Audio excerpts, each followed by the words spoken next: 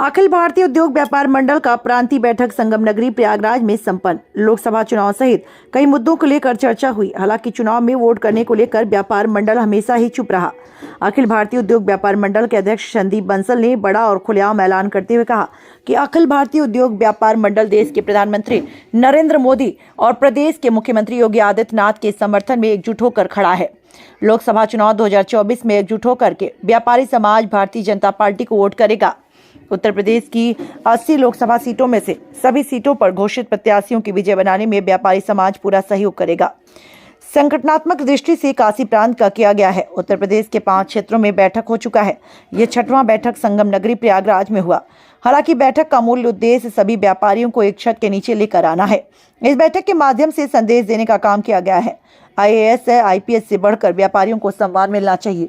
व्यापारी अपने महत्व को समझे, व्यापारी अपने नाम के महत्व को समझें और अपने आगे दुकान पर सोशल मीडिया में अपनी पहचान में व्यापारी शब्द लिख दें तो उनकी संख्या लाखों करोड़ों में पहुंच जाएगी। यह अभियान अखिल भारतीय उद्योग व्यापार मंडल चला रहा है।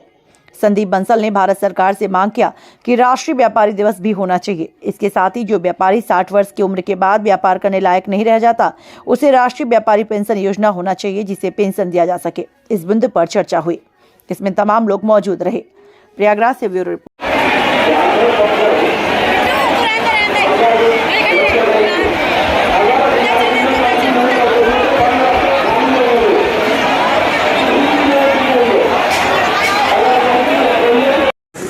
संगठनात्मक दृष्टि से काशी क्षेत्र की बैठक कर रहा है।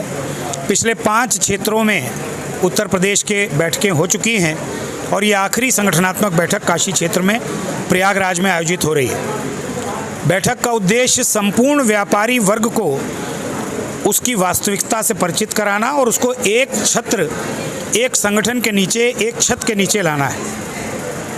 मैं ये बात बड़े गर्व से कह सकता हूँ कि इस देश में जो सम्मान एक IAS का है, जो सम्मान एक IPS और एक फौजी का है, उससे बढ़ कर के सम्मान व्यापारी समाज का होना चाहिए।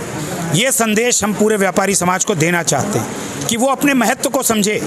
हम ये भी कहना चाहते हैं कि हर व्यापारी अगर सिर्फ अपनी दुकान पर बैठकर, अपने उद्योग पर बैठकर अपने नाम से पहले व्यापारी लिख दे सोशल मीडिया पर अपने परिचय में, तो ही उसकी संख्या लाखों और करोड़ों तक पहुंच जाएगी। और यही अभियान अखिल भारतीय उद्योग व्यापार मंडल चला रहा है। हमारा उद्देश्य ये है कि व्यापारी को वही सम्मान मिले जो एक IAS को मिलता है, जो एक शिक्षक को मिलता है। शिक्षक दिवस होता है, बाल दिवस होता है, मजदूर दिवस होता है।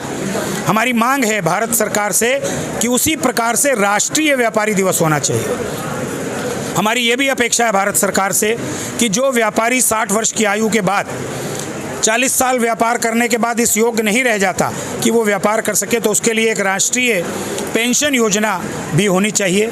और तीसरा बड़ा एक विषय हम कहना चाहते हैं भारत सरकार से कि जिस तरह शिक्षक क्षेत्र से विधान परिषद चुने जाते हैं, शिक्षक क्षेत्र से राज्यसभा चुने जाते हैं, व्यापारी वर्ग जो पंजीकृत है उससे भी विधान परिषद और राज्यसभा में व्यापारियों को चुनकर भेजा जाना चाहिए।